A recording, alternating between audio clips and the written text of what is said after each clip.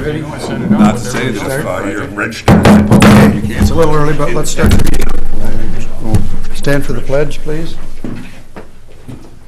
Pledge allegiance to the flag of the United States of America and to the republic for which it stands, one nation, under God, indivisible, with liberty and justice for all. Okay, welcome everybody. Kind of bear with us today. Some of us have limited voice today, Luke and I, and we're under the weather, but let's take a look at the agenda. Mr. Chairman, some additions here under auditor's warrant. Please change the date of the auditor warrant dated 2/10 of 20. Change that to 2/7 of 20, please.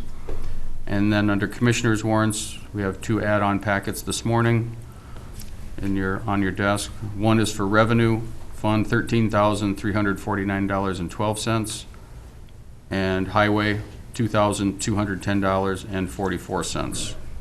So those will be added to item 2 commissioners warrants. Next at 10 a.m., please add Kyle Creer, environmental administrator. He's going to come down and request a pickup truck purchase. That'll be an action item. And then at the bottom, another upcoming meeting we have. I did have it on the agenda up on the screen. March 3rd, 9 a.m., Road and Bridge public hearing. Just as a reminder for that, since our next meeting's not till the 25th. So Road and Bridge hearing, March 3rd, 9 a.m. at Highway Department. And that's all I have, Mr. Chairman. Mr. Chair, with that correction and those additions, I'll move the agenda. Okay, Dan made the motion to move the agenda. Les, any other discussion? All in favor say aye. Aye. Opposed? Okay. Next we have the consent agenda. Do you have any questions there? Sure, I'd move the consent agenda. And I will second. Motion and second. Any other discussion? Okay, all in favor? Aye. Opposed? Motion passes. Okay, now we have Nick Bergman. Road and bridge items to discuss today.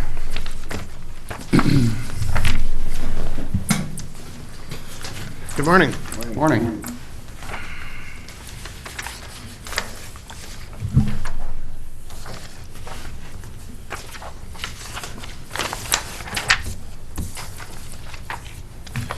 All right, first up for me today is some project updates. There's no updates for projects under contract. Everything's kind of froze up for the year, so. But I do have some updates for projects in the planning stage. The first one is that top project listed. It's our Indian Lakes project, trail project, and then the CASA 30 mill and overlay. For what it's worth, I don't remember if I've ever touched on this before, but that CASA 30 would be from like the vocational school corner out to Highway 75. That's state aid road. It wouldn't. It'd be another project separate, but we'd have it in one contract. We'd pave that together, and I plan to set a letting date for that later this morning here. Next update is our CASA 13 widening project, and we have the bid opening at 10:30 today for that. My final update would be a group of 3 box culverts. It'd be our second contract for the year 2020, and I'd like to set a letting date for those here in a little bit. So that's it for updates for me. So my first request for board action would be to approve some right-of-way payments. Just some box culvert projects. So nothing unique about any of them. Move for approval. Okay, Luke made a motion to approve. Second. Les made second. Any other discussion? Okay, all in favor say aye. Aye. All right. Okay. My next request for board action is to set a letting date for the 5 projects listed. There'd be 2 separate contracts. One of them would be, the first one listed there would be a group of box culverts that SAP 59, 599, 102, 104, and 105. I'd like to open bids on those March 24th at 10:30 a.m. And then the second contract listed there would be for our widening project on that trail and that overlay on our CASA 30. Thing about that one is I might need to move that one back to the first meeting in April. I'd like to try for this meeting if everything comes together. I'd like to be one of the first out of the gate, hopefully that helps us with pricing, but for right now, I'd like to set the letting date for March 24th at 10:30 a.m. But just know that we may have to bump that back to the April meeting if we can't get all of our approvals back in time. Okay. Mr. Chair, I'll make that motion that we set those letting dates of March 14th at 10:30 for both of those. Okay, Second. Okay. motion and a second. If we have to change it, what's the procedure? If we have to change that second one? I hope to know before we would advertise. Okay. So if we can get everything back in time to advertise for March 24th, I would do that, otherwise in all likelihood. So we can just amend this before you advertise if we had to, okay? Mr. Chairman, Dan, that would be March 24th, not March 14th. Oh, excuse me, yes, March 24th, I misspoke. Thank you. Thank you. Okay, we have a motion and a second. Any other discussion? All in favor, say aye. Aye. Aye, opposed? Okay, My next item is a request for board action to purchase a 2020 Dodge Ram 1500 from Papic Motors in Laverne. We got 3 bids. Papic Motors was the lowest. I have $34,000 in the budget for this item, and this bid came in at $26,228. Mr. Chair, I move to approve. okay, Les made the motion. I will second. Dan seconded. Any other discussion? The engine's the same, comparable equipment Yep. on them, and Yeah, we bid them as close as we could to the same, That Chevrolet from DeBoer had a couple more options, but I didn't think it was worth the $4,500, so. thank you. There's no other discussion. We'll call the motion. All in favor, say aye. Aye. Aye, opposed? Okay, motion passes. All right, my next request for board action is to approve the purchase of a retriever disc for $17,550 from Ziegler Cat. This would be a disc that mounts on the back of a motor grader. We use that for reclaiming shoulders on our roads. We got 2 bids for it. The Ziegler Cat bid was the low bid, and we have $18,000 in the budget for that item. Move to approve. Okay, Luke made the motion to approve. Second. Les, second. Any other discussion? How many of these do we have now, Nick? We have at least 1 or 2. This would be 2. Okay. We get a lot of, we'll use them, that's for sure. Okay. They're saving you quite a bit of time, aren't they? Because you can do it in one pass now. And Yeah, it mounts on the back of the blade, and when Yep. they're on the side of the road, it's, much more efficient. yeah, as they're going down the road, it's pulling that up, so. Okay, any other discussion? All in favor, say aye. Aye. Opposed? Okay. Motion passes. All right, my next item is a request for board action to purchase a Packer roller for $29,700 from RDO. This is another piece of machinery that mounts on the back of a blade. One of our operators has used these before, so he's really familiar with how they work. We've heard good things about them, that they're a good thing. They mount behind the blade and they're packing as they go, so hopefully, we just end up with a better road that way, so. We got 4 bids. They're all kind of a little bit different. We think that we'd be happy with the low bid of $29,700 from RDO. We have $35,000 in the budget for this item. Is this something you'd use in conjunction with the last item we talked about? Yes. Or would it be No, a separate operation? Yeah, I believe that'd be separate, but. Mr. Chair, I'll move for approval then of the low bid of the $29,700 for the Packer roller. Okay, Dan made the motion. I'll second it. Question, Nick, this is kind of a newer type tool. There's nothing used out there in the market or a surplus. Have you researched some of those options? I've never seen one, or used one myself. Because I recall in the past that Dave from time to time would find deals on used equipment, but Oh, this is yep. something that they're really not a used market for yet. With the places that I look, I haven't seen one. I think we bought a bituminous patching trailer, I think, off one of those surplus auctions, and we've seen other things we've looked at. We keep an eye on that stuff. It's nice to know. Sometimes it works, but Sometimes it doesn't. works. Yeah, I don't rule it out, but Thank you. What year life expectancy can you get out of this? There's a 20-year item? 10-year, 15, what do you think? Nothing you have to buy every 5 years or something. I don't know, what would you say? Long time? Long life?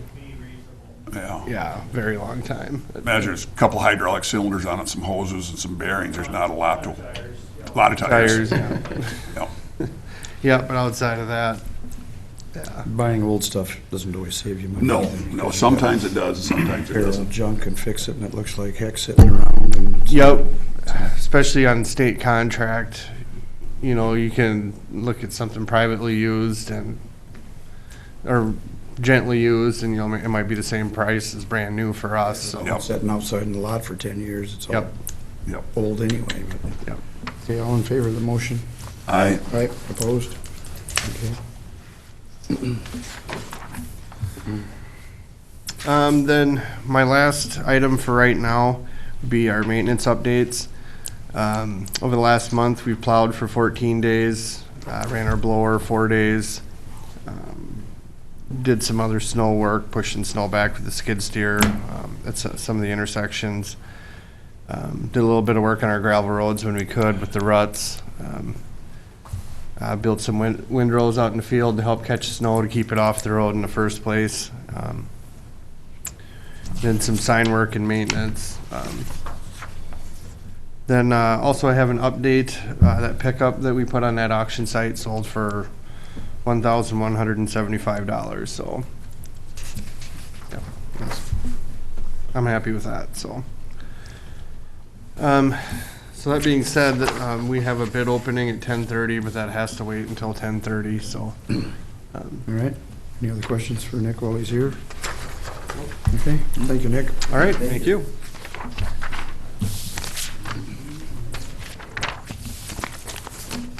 Steve, can we move up to move you up to the? Absolutely. Okay. Chairman and board members, I have 3 items this morning. First one is a limited site investigation. I do have a request for board action on that. This is a rebid of the original one that we did way back in February of 19. What had changed since then is obviously the project got done over here, and the fill that's in the ground now is a concrete crushed material, where before this was done, there would have been dirt there, and it just didn't work with the way spring worked and the way they were working over there. So had to go ahead and do a change on it and call it a non-standard, because it requires a different rigging system to drill through the crushed concrete versus dirt, where normally they do what's called a push probe. I'm told, I'm not an expert at this, but they just have a rig that pushes the thing into it, and they go down and pull out the dirt samples and sniff for benzene and fuel oil and things like that. But since we've got crushed concrete in there now, they have to use an auger type bit to make sure they can get through that, where if they hit something with a push probe, it could damage it. So it had to be changed to a non-standard, and the reason for that is the rigging system. And it did change the bid. The original bid was $77.93 from Metco. I did obtain 2 quotes, which is what State Petro Fund requires us to do. So the Metco bid came in at $11,240, and the AET, or American Engineering and Testing, came in at $15,027.22. And you may remember the name American Engineering and Testing. They worked with the county quite extensively at the school, determining what was asbestos, hazardous material, and that type of thing. So they've worked, and also worked with Bolton and Mink before we got going on the project too. So they did come in a little higher. We will get a 90% reimbursement back from the state petro fund on this. So our cost with the Metco bid will be $1,124 is what we'd pay. So the state petro fund will reimburse us 90% at some point when this is all done. What they'll find, don't know. I don't think there's anything down there because there's nothing but bedrock. And to our knowledge, we believe that the fuel oil that was in the boiler room was coming from the above-ground tanks that were there. For the public's knowledge, there were no underground tanks found at the demolition site. There were no tanks to remediate. Tanks we thought were there were not there. There were no tanks underneath the old industrial arts building that was built back in the 60s where we thought there were tanks in the driveway there. There were no tanks there either. So the only tanks that were found were those above ground tanks down in the boiler room. And they did have water and fuel oil in them, and I'm sure over the years they leaked. So that's probably where it came from. So I would request a motion that we accept the bid of Metco for $11,244 for the non-standard site investigation to be done at a time of their choosing when the weather settles. Is this something that we're required to do Yes. before we proceed selling it or Yes. building or doing anything? Yep. So we have to have this all documented, so. Correct. Yeah, this needs to be done. Luke, Just for clarity, that's in lieu of the 7793 previous Correct. bid. Yeah, that bid is off the table. Okay. I'll move that we accept the bid from Metco. okay, Dan made the motion to, I would second. and Les made second. Any other discussion? I just gotta state how ridiculous this is that we're forced to do this. It just hurdle. I mean, it's ledge rock, we've dug down to it, we backfilled it with clean material, but it's just ridiculous that the state forces us to do this, but they pay 90% of it. Well, it's bad enough that's true, but the 90% comes from From us anyway. Us figures as That's well. right, it's us anyway. The state petro fund, it's tax dollars. Minnesota. It's hard to comprehend the logic behind it, but it's something we have to do, so. As long as we're talking about, remember where this started from is where the fuel oil came bubbling up through the cracks in the floor, like Yes. the Beverly Hillbillies, you know? And then once it's all cleaned up, I mean, the bedrock is right below the concrete, so there's really nowhere for it to go. But they still have to do their due diligence and punch 4 holes Yep. around the area and make sure there's nothing there, so. And then we'll have a clean bill of health on the thing, and we'll be able to move forward. And We can shake our head all we want, but it's something we have to do, and Correct. it's And just unfortunate. if we would not have notified the state when we found the fuel oil. Oh, we'd been in violation. We'd have been in violation, had all kinds of trouble, so. Yep. This is how you play the game and go through the process. Probably fine you more than that. Well, And matter of fact, as long as we're talking, just we'll know that West Central Environmental was here last week doing more holes out here on the backside from the leak that occurred years ago when we had a gasoline pumping system out there. yeah, by the generator here, yep. Yeah, by the generator there, and then also there was a 10,000 gallon tank out in the lawn where we used to pump fuel for the squad cars back in the day. And that leaked, so the state had some more, they wanted to finish out that project, and we just got the bill, that was another $5,000 to do that, so. Is the state going to share that as No, well? no, It's our that's bill. just our money, we gotta take care of that. They make sure, and then hopefully this will be the last time, and then we And get, what did they find there? Anything? haven't heard back yet. Oh, and We'll get they've a done report. samples there in the past and never found anything, so. No. So there's no reason to think there's gonna be Well, anything news there. is good news. This is good news in that game, that is correct, so. All right, Okay, we have a motion and a second. All in favor? Aye. Opposed? Okay, motion passes. all right. Moving to the next item, I have the 2020 office lease agreement and information technology services contract between Pipestone County and Southwest Health and Human Services. It's the same as last year's. I sent the contract to Beth. They reviewed it and approved it, I believe. Dan, I'm not sure, what it was at the January meeting or December meeting. January. But our contracts for office lease and IT services have been approved by Southwest Human Services. So I request a motion to approve that for 2020 from the board, please. You So want the moved. other? And I will second. Okay, we have a motion and a second. Any other discussion? This is a question.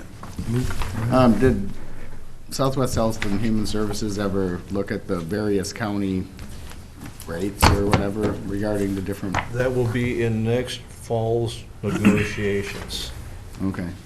I know you'd mentioned it before, but I didn't Yeah, know if there's anything been- came of it. So much discussion about that. Some are in different style buildings, the price per square foot varies so much. Yeah. You gotta look at the buildings they're in and the conditions. But our administrator, Beth, is very much aware of it, and it's on her list, so it's, yeah. To equalize things out. And for the board's information, we bill that quarterly to Southwest Health and Human Services at the beginning, so I'm behind on the first quarter yet, so I've got to get these signed and we'll get it in and have them get the money to us for the first quarter. So, did we vote? We moved and seconded, did we vote? No, we're still having discussion. Yep. Got a motion by Done Les, having second by discussion? Dan. Okay, let's vote. Yeah, all in favor, say aye. Aye. Aye, okay. Okay, thank you. Fourth quarter budget. Last thing on my list, you have a copy of the budget report with you? All my information here.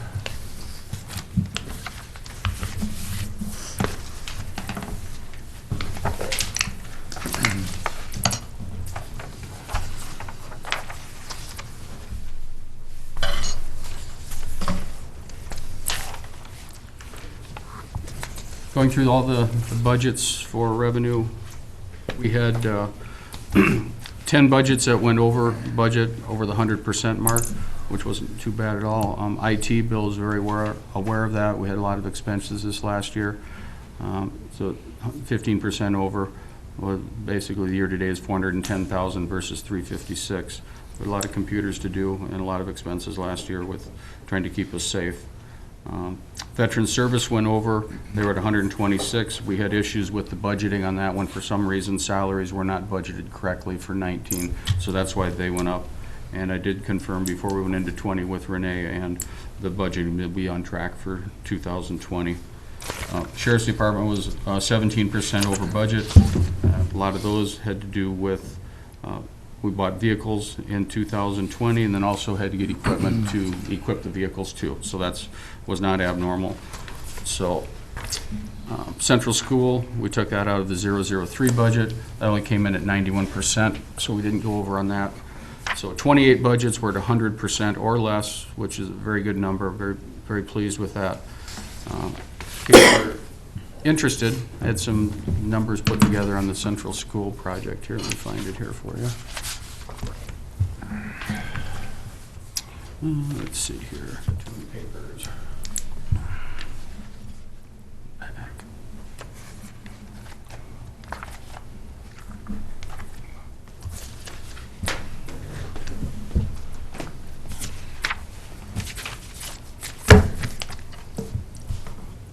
What'd I do with it? Maybe I left it on my desk.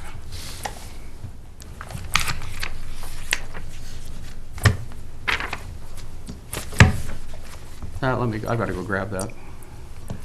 So, any questions on what you've seen so far here?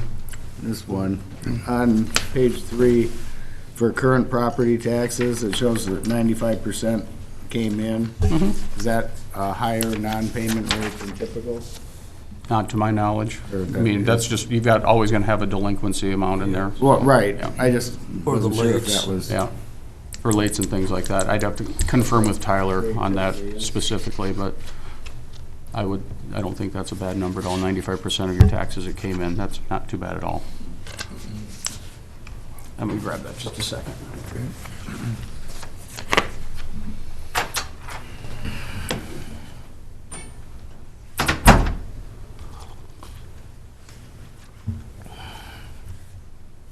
Looks like most of the wind energy tax is in. There's 444,000 in. Yeah, you just get one payment a year. Yes, yep. And that's not on Stone Ray. Yeah, Stone Ray won't start Probably till, next year, yeah, it always lags. 21.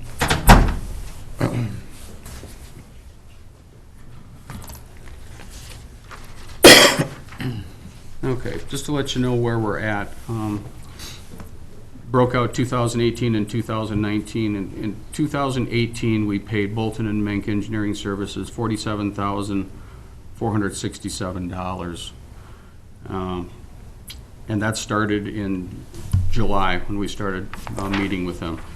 And DRC received 2 payments in 2018 totaling $78,812.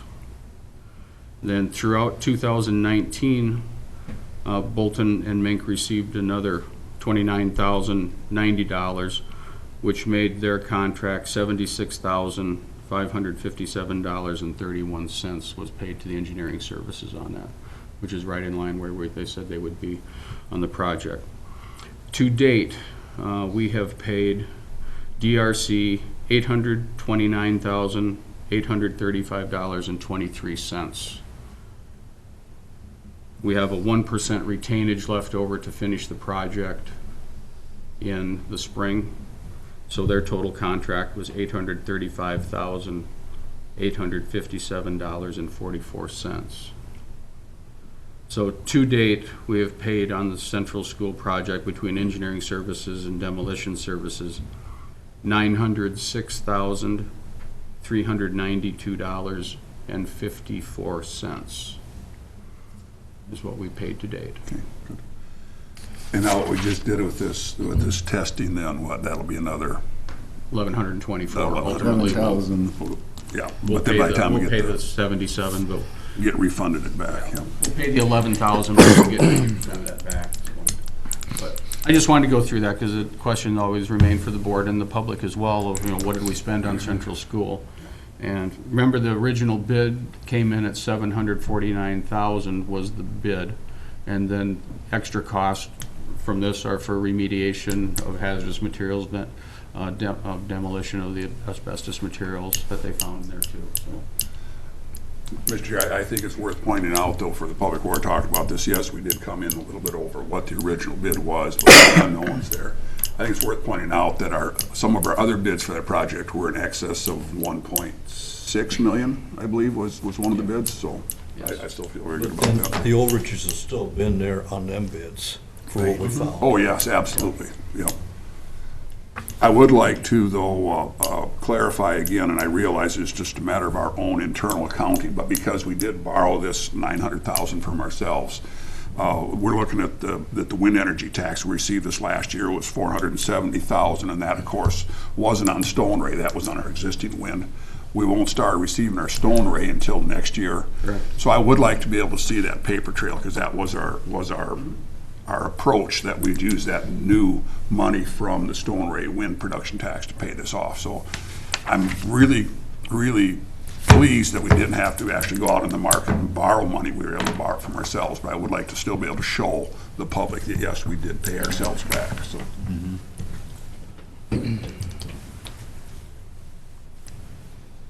Other questions on that? Thank you, Steve. Okay, welcome.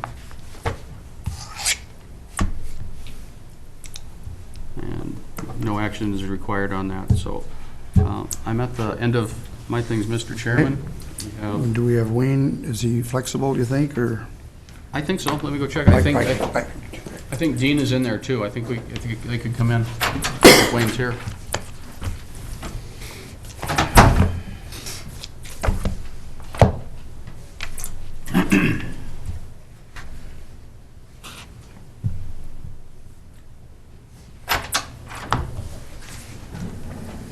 He's coming. Yeah.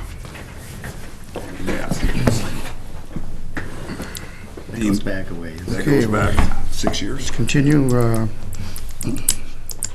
bit ahead of schedule, but Wayne's gonna present some stuff here, so.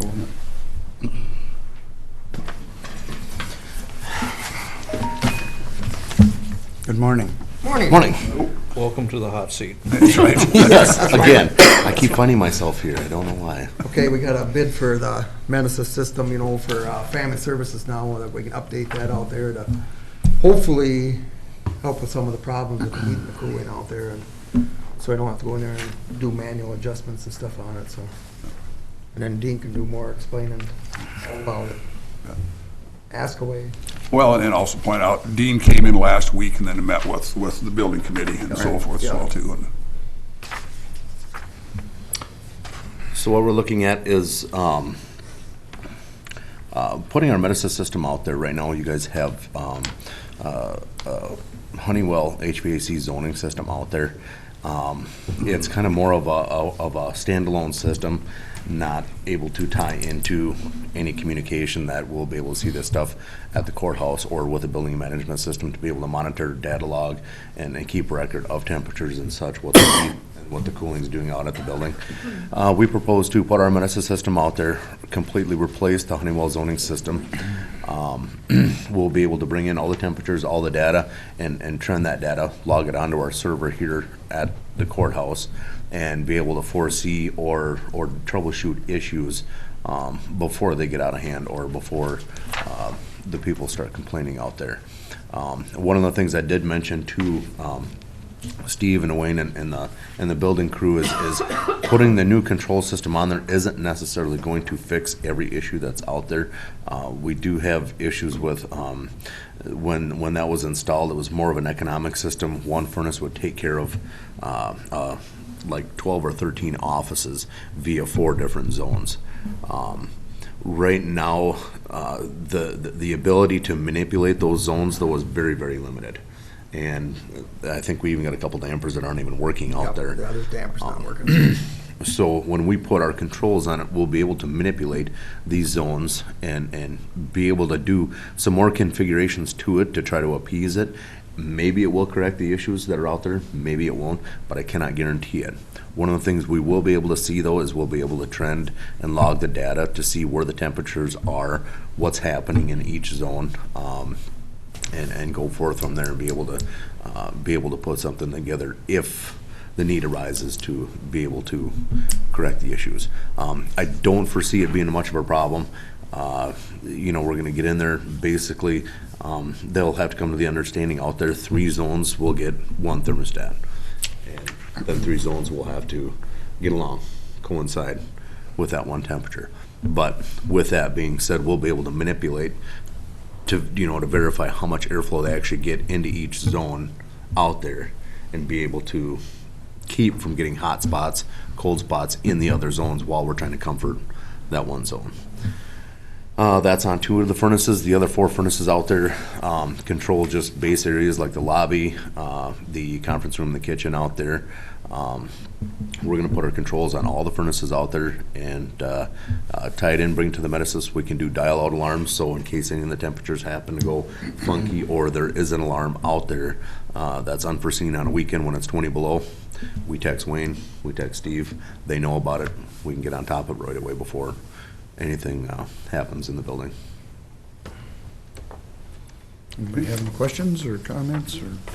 I just to support what we're doing, this isn't a frivolous expenditure. It's really needed not only for the comfort of our employees out there, but also from a safety and also efficiency standpoint, because there's so many areas out there now that aren't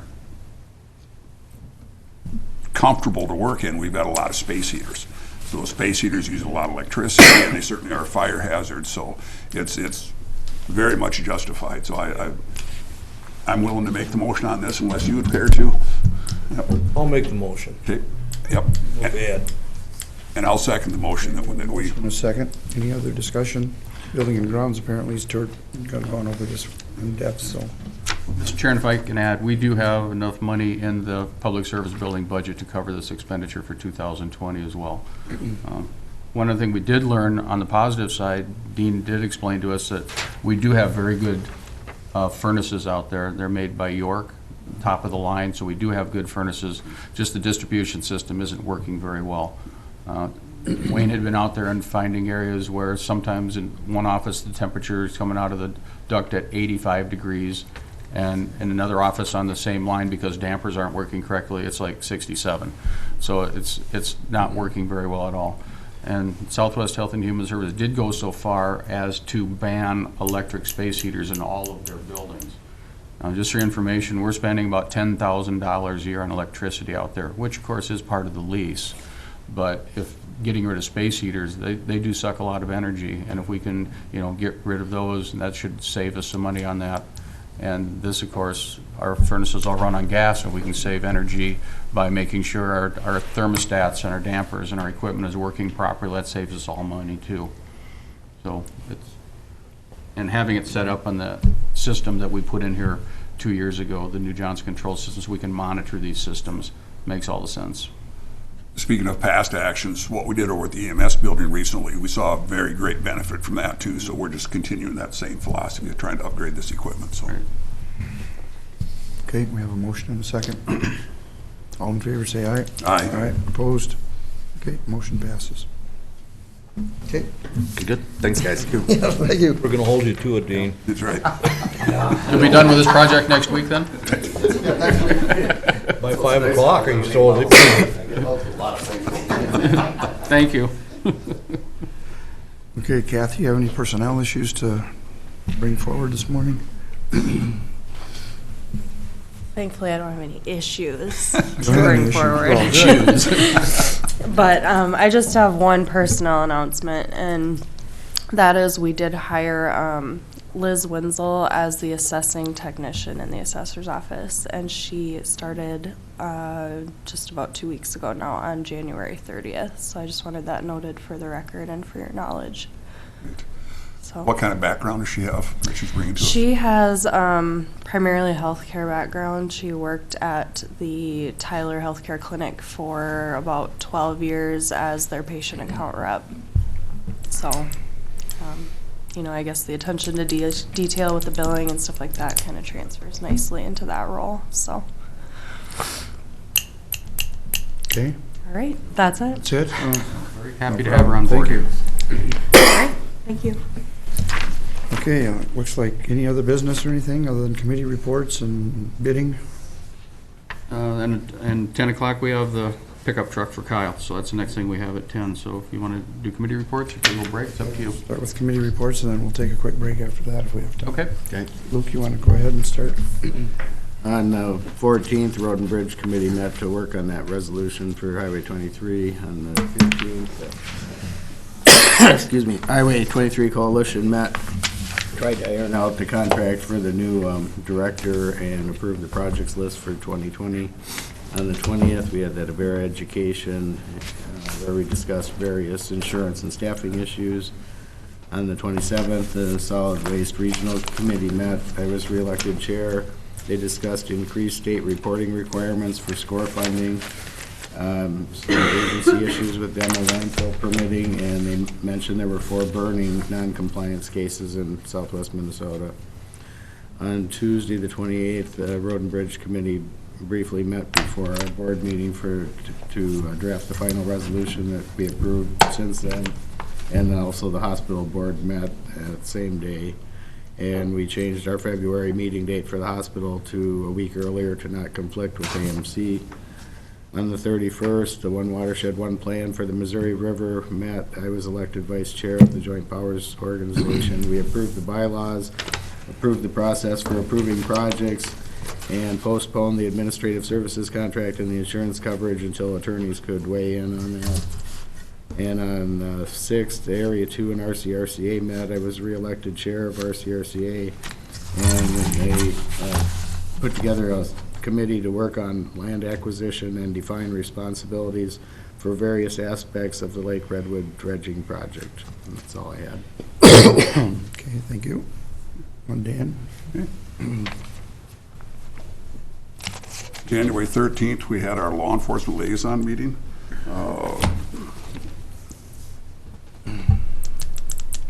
Guess really nothing particular stood out from that. Snow removal, kind of same things we talked about before.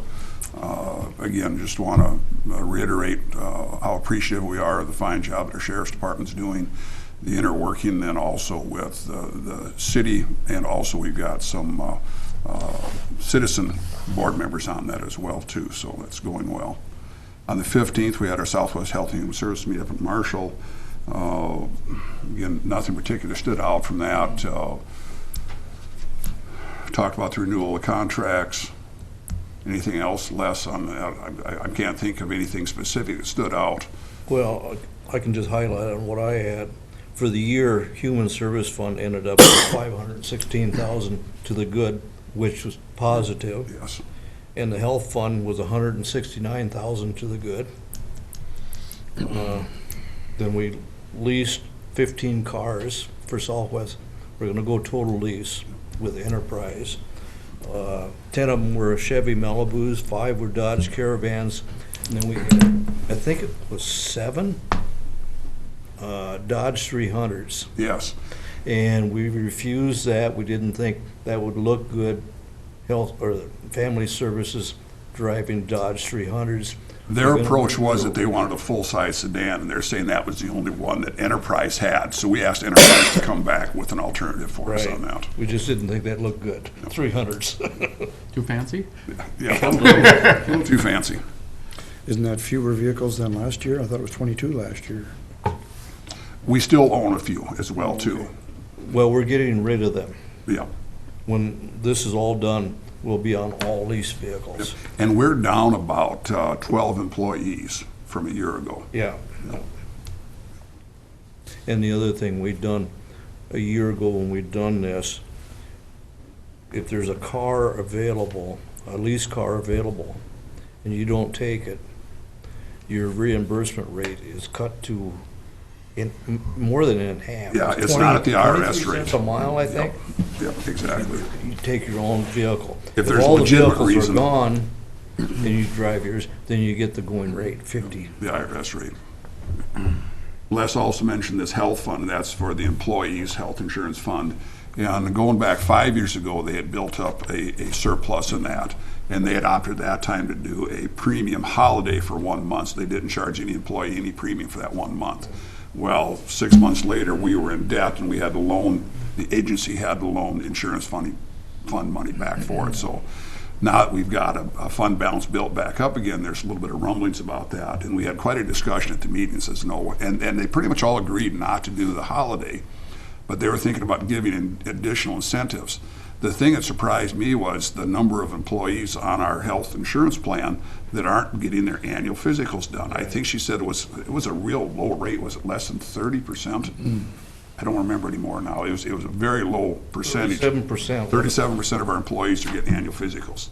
So I thought, well, we need to give them incentive to do it, to give them cash incentive. So we also sent that back to the personnel committee to think about that before they come back to us again next month. We just weren't in favor, because it would have amounted to $58,000 to give each one of them, I think it was a $20 a month incentive. Yeah. Couldn't you just remind them that they won't be covered with insurance if they don't get a physical? I Why pay them? Can we do that, Kathy? No. No. I don't think You don't get your physical, you're out. You're out, that's right. But our self-health insurance fund is just like 1.2 million? No, I thought it was closer to 2 million. I thought it was 1.8, 1.9, you know. Not that high. Okay. And then continuing on the 16th, we had our friends at Casey Jones Trail meeting over at Slayton. They do, as reported, they got that last 5-mile stretch. They were able to get 3 miles of it paved. What we found out, part of the reason why, even though we had money allocated, we didn't have enough to pave the whole area, because they went back, the DNR, and required us to take some of that money for the next 5 miles and go back to the existing 5 miles. And we thought it was just for maintenance. And they said, well, it was for ADA, handicap accessibility. Well, it wasn't as simple as just having the mats by the township roads. Because of the ADA, they're required to pave across the township roads with the trail. And it's again, another ridiculous. There's been some complaints at the township meeting about that. Absolutely. And some of them are threatening just to rip it off the road because they can't plow snow, they can't do this. Yeah. And it's frozen now. What's going to happen this spring when those roads get soft? It's not going to last with vehicle traffic going over it, so. They're getting chuck holes on each side of it. Yes. And of course you're going to, because it's going to bang across there. And of course, the DNR is saying, well, they're actually a little bit open about what they were doing. That was the very last thing they did on the project. We didn't even know they were going to do it. And it was like, what are you doing here? Have you had much issues with it at all, Nick? I've gotten complaints on it from the township. Yeah. I don't really have any more to add than what you did. Yeah. That they were threatening to rip it out. Yeah. Well, some of the township supervisors are getting complaints from people, so it wouldn't surprise me if some of them would just take a skid loader and Yep, scrape it out of peel it there. off. Yep. because- Yep. Also, obviously we can't condone that, but we certainly aren't going to be surprised when something like that happens, so. Then on the 22nd, we had our transit meeting. At the transit meeting, we had discussed the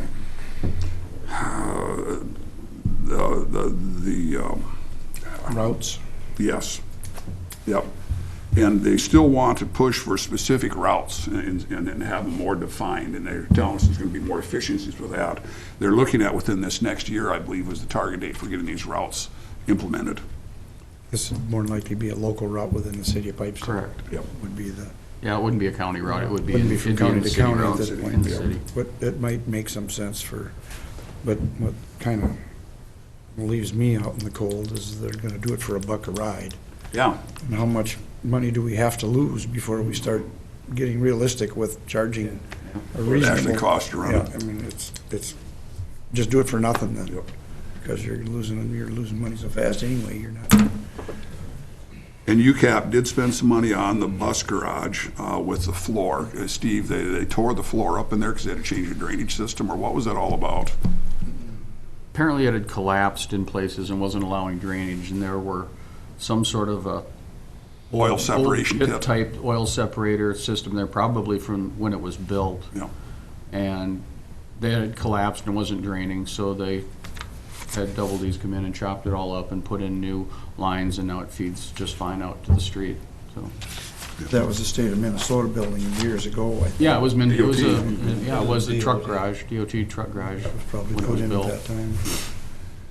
They also reported on their November 25th staff meeting in Slayton. They've got an annual training staff meeting over there. They had good attendance for that. I wasn't able to go that night, but they had given us a report on that. Then on the 27th, we had over in Slayton, we had our solid waste meeting that Luke reported on.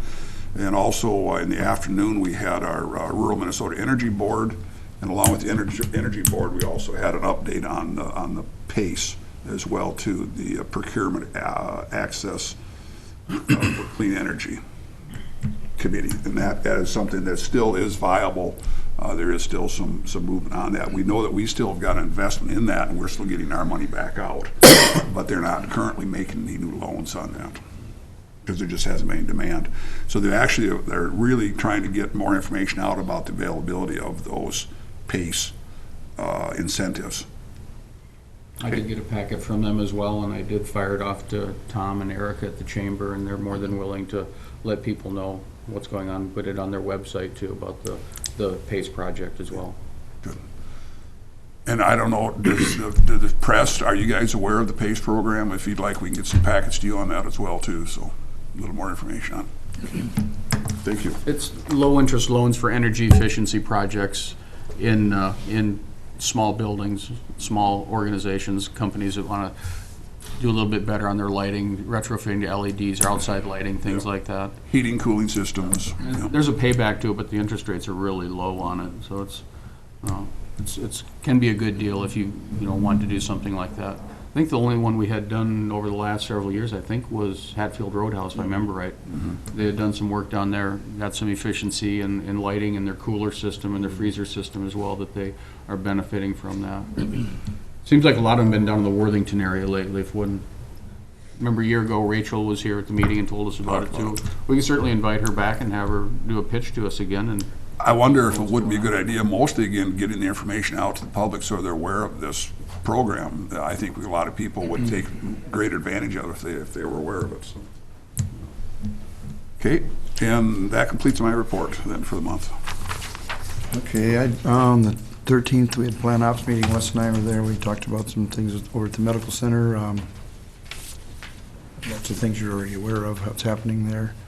20th, we had a BCMC meeting with some of the administrators over there at Sioux Falls. And then Dan talked about the transit meeting on the 22nd, about the route potential coming up this next summer, possibly.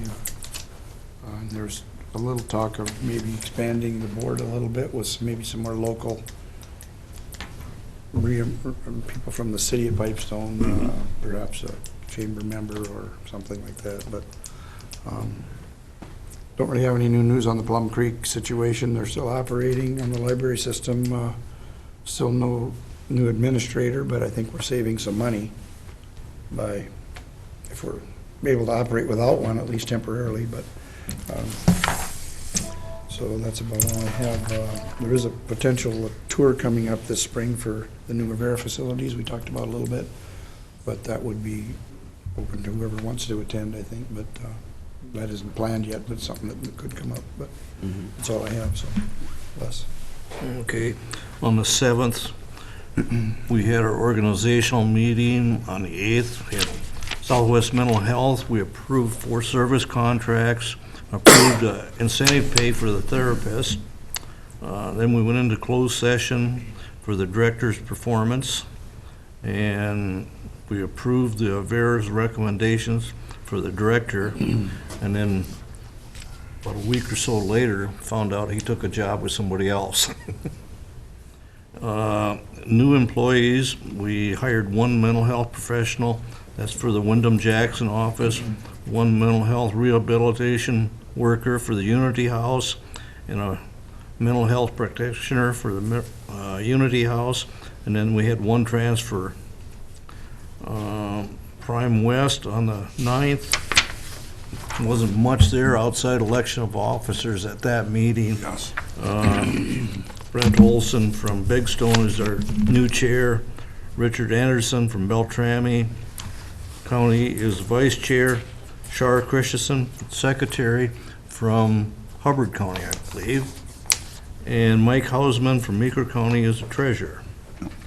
Then on the 13th, we had plant ops, and nothing to report there. We all talked about that at the meeting. On the 14th, we had a conference call with ARC Inc. It was an informational call for what we're looking at on the school property. Then on the 15th, Health Human Services, we kind of talked about that.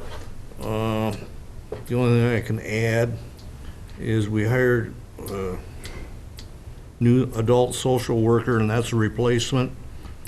Social team lead person, that's a new position, but it's just somebody internally to kind of balance things out. More of a title, isn't it, Dan? That's kind of what I understood. And then also office support specialist, that's a replacement too. And then on the 20th, the Board of Education meeting at Avera. That's the end of my report. All right. See, Kyle's here. Kyle, can we deal with you now, or do we have to wait till 10? No, I can go down. Okay, good. That would be good. Good morning. Morning, Kyle. Did Steve get you the information that I sent yesterday? So, kind of coming right off of what Nick did with the highway department, I included the 3 bids that he had received for vehicles. I did modify the vehicle a little bit for the zoning office. Rather than a full box, I kind of shortened up the box, put some running boards on and a tunnel cover, just to kind of see where we came out. And I did budget $30,000 under the solid waste account, for this pickup replacement. Our old pickup is planned to go to the maintenance, so this will be replacing the GMC that we currently have. So my recommendation would be to go ahead with the Papic Motors. I did get a state contract bid from Mike Motors out of Ely. It was within about $1,500 when you start figuring the transportation of the vehicle here, getting it here. So I wasn't sure if that's what the board's wishes are, to stay local or go to the very cheapest option that there is. But I would recommend going with the Papic just to stay local, with a cost of $28,132. Mr. Chair, I would move to approve purchase of the pickup from Papic. Okay, we have a motion. Yep. And I'll second that. Dan seconded it. Any other discussion? I guess it just, your comment about local, yes, absolutely want to go local whenever we possibly can, and I appreciate that we checked with the state contract to make sure that we're within line. So when we're this close, like I said, to deal with somebody locally here, I absolutely agree. Also, I appreciate the fact that we looked at our other dealerships in the county as well, too, so everybody gets a fair shot, and that's all you can ask. I'm also currently working on replacing our Taurus with the soil and water, planning to, I think, probably work through Dahl Motors for a replacement vehicle there too. So kind of working with different dealerships I think is beneficial. Okay, we have a motion and a second. All in favor, say aye. Aye. Aye, opposed? Okay, motion passes. Thank you. Okay, if there's nothing else at the moment, we'll take a break till 10:30. Good, there, Kathy, as soon as we have it. Okay. Let's not- All right, He's got the hammer. we're back in session. Don't hurt himself. All right, this is the bid opening for project SAP 059-613-015. It's our widening project on County Road 13. We put the culverts in a couple years ago, so all we have left is just the widening and the paving portion of it. That being said, it's 10:30. Are there any more bids? Bids? Okay. So the first bid is of Dunick Incorporated out of Princeburg, Minnesota. Oh, I mean, all right, Welcome to Maine. just in time. Thanks.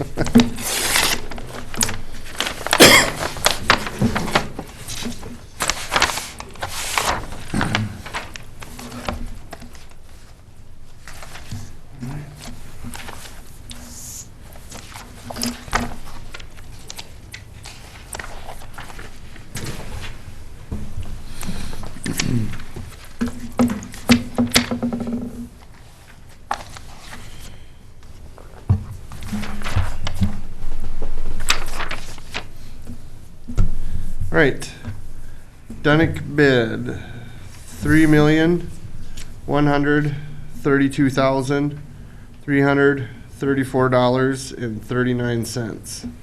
It's $3,132,334.39.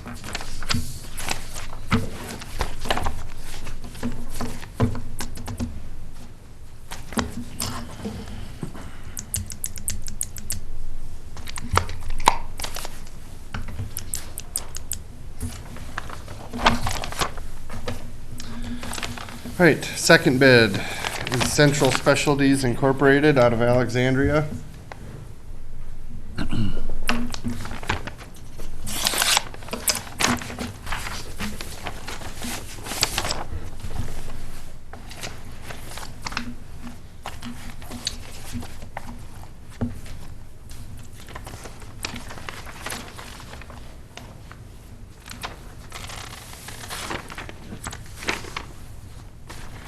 All right, Central Specialties bid, $2,753,364.47. It's $2,753,364.47.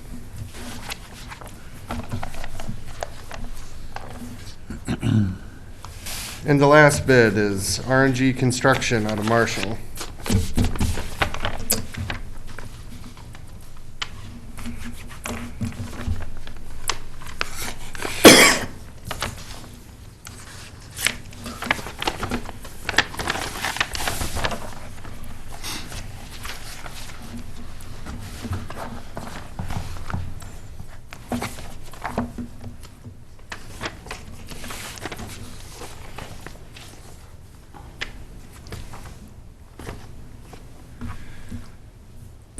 RNG's bid is $2,932,438.59.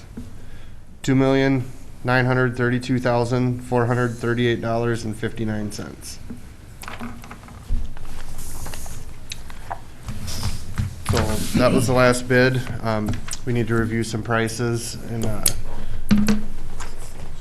I'll get back with you Engineer's after that. estimate? Oh, yep, estimate. So this estimate, or this project's been delayed a year for sure. So our estimate is from January of 19, and our estimate was $2,207,734.57. It's $2,207,734.57. Those are, prices are a year old. We would expect it to increase some from our original estimate. But I'd like to take a little bit to look at that to make sure that we think that's still a good bit accurate on current prices, so. Do you want to stand by, make a decision yet? Yeah, today here? if we can, Okay, that's hope- fine. hope I to think get we got back time. in We got some time here. shortly here, so. Okay. All right, Bonds are good. bonds are good, perfect. All right, well, we'll get them sent back to the office and. He's on standby, checking those. Okay, we'll take a break, close the meeting for a little bit until we hear more. Recess? Sounds good. Heck, you bet. Yeah, I've been waiting for you forever. Either had to get them walk around or take a nap here. Okay, meeting is back in session. All right, the price is all checked out. We looked over the individual bid items to see where our differences were. I called the state. The biggest one was the bituminous price. We had used 50, and that was in January of 2019, so it was a little over a year ago. So that was my biggest concern. I called the state. I was able to get a hold of them, and they said for similar jobs, they're estimating 60, and that's about where this was at. So I think we can throw that portion out. You know, I'm not concerned about that anymore if that's where the state's estimating it now, so. Then one of the other big items was a bid item that we've only done once before, so we didn't have a lot of data on, how much it's costing. We just used our last price, but, so, that easily could have been off. And this is addressing the difference between the engineer's Yes. projected price and Yep. and the bids, yeah. Yep, I want to make sure I'm comfortable with, this low bid The being, difference, yep. $500,000 over. But, and then another one kind of depended on where they could find material from for the dirt source. I don't know where they ended up finding it, but if that was farther away than what we had estimated, that would easily put the rest of the difference in. And then, there was no inflation applied to this based on our estimate from a year ago. So, so looking it over, getting that info from the state, all that being said, I would recommend awarding to the low bidder of Central Specialties Incorporated of Alexandria, Minnesota. Mr. Chair, I'll make that motion that we do award the bid then to Central Specialties, and it was $2,753,364.47. Correct. Yeah. Okay, we have a bid, we have a motion, I'll second. and a second. Any other discussion? We've had all three of these contractors that worked for us in the past, and they're all good, reputable contractors. They do I have no concerns with any of any of them. them, yeah. Nope. Surprised there's such a big difference between high and low on this, but again, with all the other variables, yeah. That first one I opened, I was really concerned when I saw that. Whoa, that's not good. And then one more thing I probably should have added, I guess, I don't anticipate it being any better of a bid if we would rebid it in a month or something like that. So let's just do it and get it locked in and proceed. Okay. All in favor of the motion, say aye. Aye. Aye, opposed? Okay, motion carries. All right, sounds good. Thanks, guys. Thank you for your time. Thank you. Thank you. See you later. Yep. Any other business to come before the board today? If not, we'll hear a motion to adjourn. Moved and seconded, Second, Dan and Luke. or vice versa. All in favor, say aye. Aye.